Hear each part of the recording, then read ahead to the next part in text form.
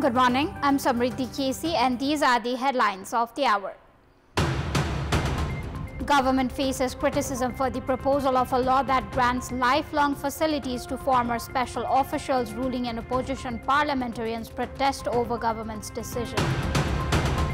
35 detainees shifted from Banke's Jayandu Juvenile Reform Center to Naubasta Juvenile Correction Home. 24 under police investigation, while 42 injured discharged from Bheri Hospital. United States deports 238 alleged Venezuelan gang members to a supermax prison in El Salvador. Deportations carry on despite U.S. judge blocked the removals. And Mira Andreeva beats world #1 Arena Sabalenka to clinch Indian Wells title. Russian comes back from a set down to win second successive WTA title.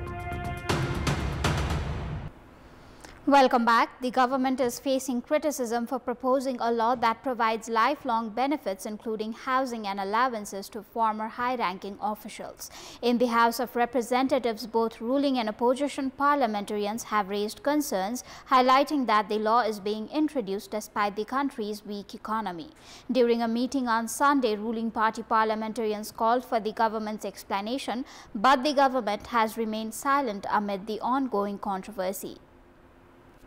The ruling party and opposition parties are protesting the proposed law that would provide lifetime service benefits to former high-ranking officials or VVIPs. They argued that with the public struggling to meet basic needs, increasing predetermined benefits for former officials would impose an additional financial burden on the nation. जता भावी पूर्व पदाधिकारीलाई दिने कुरा चाहिँ रोक्नु पर्दछ, सुरक्षा कर्मी थ्रेड भएका मान्छेलाई दिनुपर्छ, तर पैसा दिने र सुविधा दिने कुरा चाहिँ बन्द गर्नु। विशिष्ट व्यक्तिहरूको सेवा सुविधाको निर्णय गरेर त्यो निर्णयसित सम्बन्धित कानुनहरू बनाउने कुरा गरेर सरकारले जनता प्रति गर्नुपर्ने उत्तरदायित्वको विवेक गुमाउँदै गएको महसुस भएको छ। यसो नगर्नको निम्ति र जनताको पक्षमा प्रभावकारी काम गर्नको निम्ति सम्माननीय सभामुख महोदय मार्फत नेपाल सरकारलाई हार्दिक अनुरोध गर्न चाहन्छु। विशिष्ट पदाधिकारीहरूलाई सेवा सुविधा दिनुपर्ने यो सरकार लागेको छ। यो भ्रष्ट सरकार हो। यो जति दिन बस्छ त्यति दिनसम्म यस्ता खालका घटनाहरू घटिरहन्छन्। यो पूर्व विशिष्ट पदाधिकारीलाई सेवा सुविधा बढाउने, कुनै व्यक्ति एकपटक निर्वाचित भयो भने एउटा पदमा गयो भने आजीवन जिन्दगीभरि उसले चाहिँ सुविधा पाउनुपर्ने यो सरकारी जागिरको पेन्सन जस्तो राजनीतिलाई बनाउन हुँदैन। राजनीति सेवा हो। अब चाहिँ यस्तो कुरा चाहिँ बन्द गरिनुपर्छ। At present, there is no legal provisions outlining the facilities to be provided to pre-specialized officers. As a result, the government has been offering facilities based on cabinet decisions. For instance, the former president has been provided with accommodations, secretariat support and security. Other individuals have received certain facilities, including security, based on the Council of Ministers' judgment. The Supreme Court has advised that such provisions should be formalized through legislation. Therefore, the former administrator states that while legal action may be required, it is not necessary to provide additional facilities beyond ensuring security. ल कानुन बनाएर दिने के दिने त भने मैले अघि नै भने उहाँहरूलाई हामीले सम्मान दिने हो। चाहे राष्ट्रपति होस् चाहे प्रधानमन्त्री होस् उहाँहरूलाई चाहिँ सम्मान दिने हो राज्यले। त्यसको लागि उहाँलाई चाहिँ सुरक्षाको व्यवस्था मिलाइदिनु पर्ने हुन्छ। बस त्यति हो। Former Home Secretary Regmi states that the tendency to seek additional benefits through political service has led people from various backgrounds to enter the field. As a result, there should be regulation on the facilities provided after retirement. राजनीति भनेको चाहिँ सेवा होइन, यो सजिलो माध्यमबाट छोटो समयमा अकुत सम्पत्ति कमाउने व्यवसाय रहेछ भन्ने भयो। त्यसले गर्दाखेरि अहिले के देखियो भन्नु होला भने अन्य पेशाहरूमा स्थापित व्यक्तिहरू पनि राजनीतिमा चाहिँ प्रवेश गर्न लागे। त्यहाँ राजनीतिको माध्यमबाट हैन जनसेवा गरौँ भनेर होइन कि सजिलो माध्यमबाट थप अकुत सम्पत्ति कमाउने उद्देश्यबाट प्रवेश गरे। त्यसो हुनाले यो राजनीति नै विकृति हुँदै गयो। There is also a need for legislation regarding the provision of services to former officials. At the same time, the country's economic situation has not been improving, and even the basic needs of its citizens are not being fully addressed.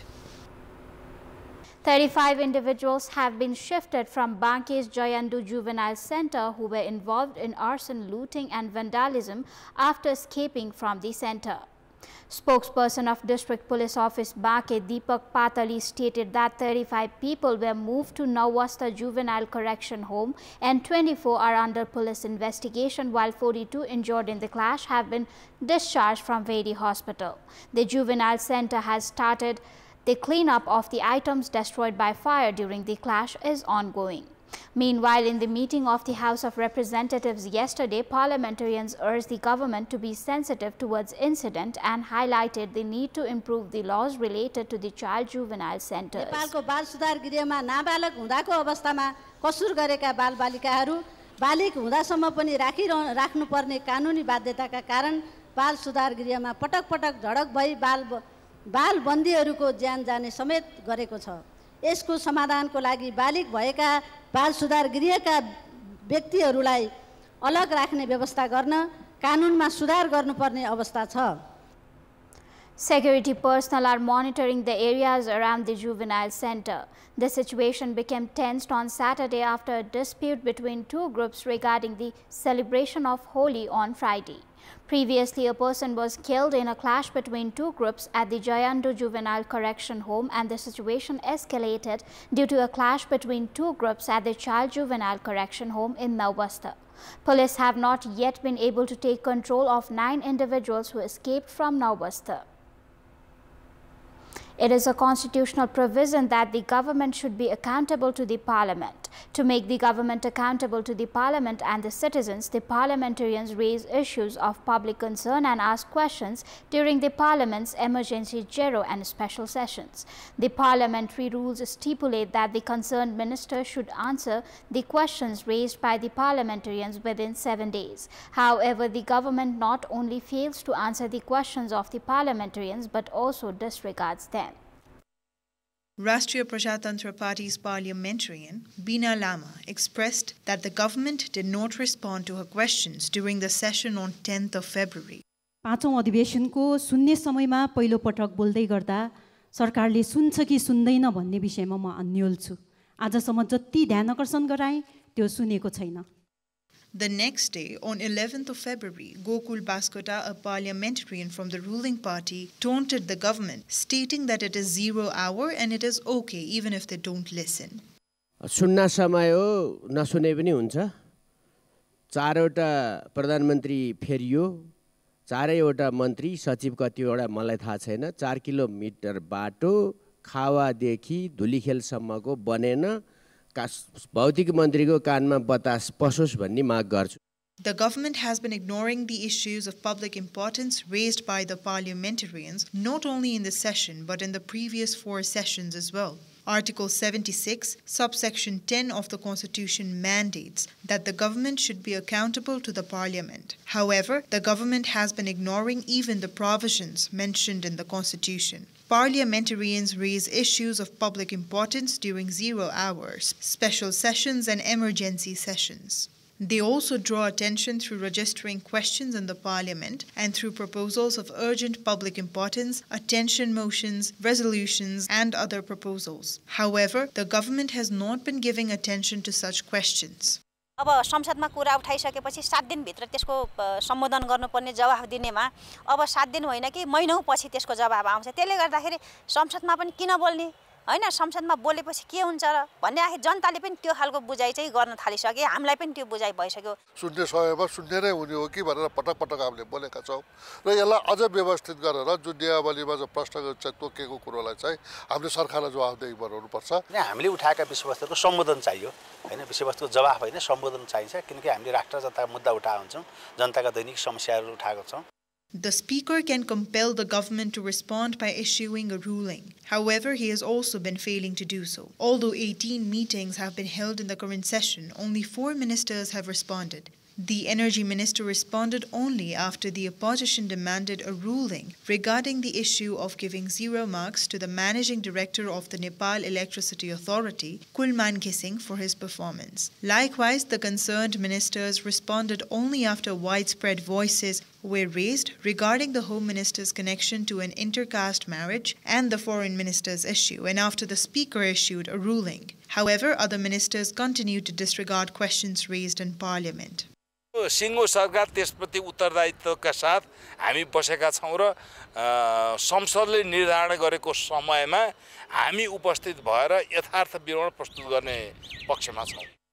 Just like the federal government, the provincial governments also don't seem to have to answer questions raised in the provincial assembly. Only a few ministers are reaching the provincial assembly to answer questions raised by the members. There too, members complain that the government is not serious towards the assembly. विशेष समयमा जसरी प्रदेश सभा सदस्य मान्यज्यूहरूले जसरी कुरा उठाउनु भएको छ, विभिन्न समयमा उठाएका कुराहरू ती कोही पनि सरकारका तर्फबाट जवाफ दिने प्रयास गरिएको छैन। त्यो भनेको चाहिँ सरकारले संसदमा उठेका विषयहरूको महत्त्व, ग्राभिटी नबुझेको विषय हो। र दोस्रो कुराहरू त्यसले चाहिँ संसदीय अभ्यासलाई क्षति गराउँछ, संसदीय अभ्यासलाई चाहिँ त्यसले चाहिँ कमजोर बनाउँछ। प्रदेश सभा सदस्यज्यूहरूले जनताका जल्दाबल्दा समस्याहरू अथवा जनताका समस्यालाई समाधान गर्नको लागि जुन सवालहरू उठाउनुहुन्छ यो प्रति चाहिँ अब त्यति तुरुन्तै जवाफ दिएको अवस्था चाहिँ छैन। हामीले शून्य समय र विशेष समयमा कुराहरू उठाउँछौँ तर त्यसको खासै जवाफ आउँदैन। जवाफ आए पनि कहिलेकाहीँ जवाफ आए पनि त्यसको कार्यान्वयन चाहिँ प्राय कम हुन्छ। नगर्ने रूपमा जवाफ आउने र कार्यान्वयन चाहिँ अत्यन्त कम हुनेछ।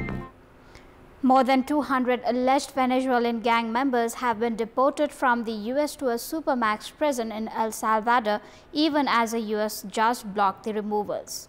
El Salvadoran President Nayib Bukele wrote on social media that 238 members of the Venezuelan gang Tren de Aragua had arrived in the Central American country along with 23 members of the international MS-13 gang yesterday's morning. U.S. President Donald Trump on March 14 invoked the 1798 Alien Enemies Act to rapidly deport alleged members of Tren de Aragua, a criminal organization that has been linked to kidnapping, extortion, organized crime, and contract killings. A day later, a federal judge in Washington, D.C. blocked the application of the law for 14 days. The alleged gang members were transferred to the Terrorism Confinement Center, a mega prison that can hold up to 40,000 inmates for a one-year period that could be renewed. Venezuelan President Nicolas Maduro's government said it rejected the use of the anachronistic U.S. law to deport alleged gang members, saying it violated migrants' rights. Both Bukele and Rubio said the U.S. had also sent 23 members of the Salvadoran gang MS-13 to El Salvador. Police have detained 10 people after a fire at a nightclub in North Macedonia killed at least 59 people. The blaze broke out around 2:30 local time on Sunday at the Pulse Club in Kokani, where about 500 people had gathered for a concert by DNK, a popular hip-hop duo in the country. Only one member of the band survived and was being treated in the hospital. In total, 155 were injured at the concert.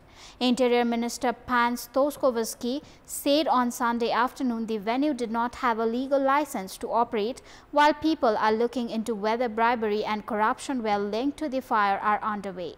The venue in a town around 100 km east of the capital Skopje has been described as an improvised nightclub in the local press, having previously been a carpet warehouse. Citing initial reports, Toskovsky said that the fire had started by sparks from pyrotechnic devices that had hit the ceiling, which was made of highly flammable material. The government has declared 7 days of national mourning, and it is holding an emergency session as a part of ongoing investigations on how the incident unfolded. Israeli protesters and relatives of hostages rallied yesterday in Tel Aviv demanding a hostage deal and ceasefire with Hamas. During the rally, protesters criticized Prime Minister Benjamin Netanyahu's move to dismiss the head of the Shin Bet Domestic Intelligence Service and called it a war against the hostages. Netanyahu said on Sunday he would ask the government to approve his dismissal of the head of the Shin Bet Domestic Intelligence Service, Ronen Bar. Netanyahu said he had long ago lost confidence in Bar and that trust in the head of the Domestic Security Service, whose roles include counterterrorism and security for government officials, was especially crucial at the time of war. Shin Bet, the Israeli counterpart of the U.S. Federal Bureau of Investigations, is part of a probe into possible links between employees in Netanyahu's office and Qatar, which has been mediating Gaza ceasefire talks. Appointed in 2021 by the previous government, Barr has acknowledged his responsibility for the October 7 failure, most recently this month in an investigation of its actions on the day of the assault and the time leading up to it. Barr said he had told Netanyahu he planned to step down, but only once the remaining 59 hostages were home and after completing sensitive investigations. That is all for the moment. Thank you for watching. Bye for now.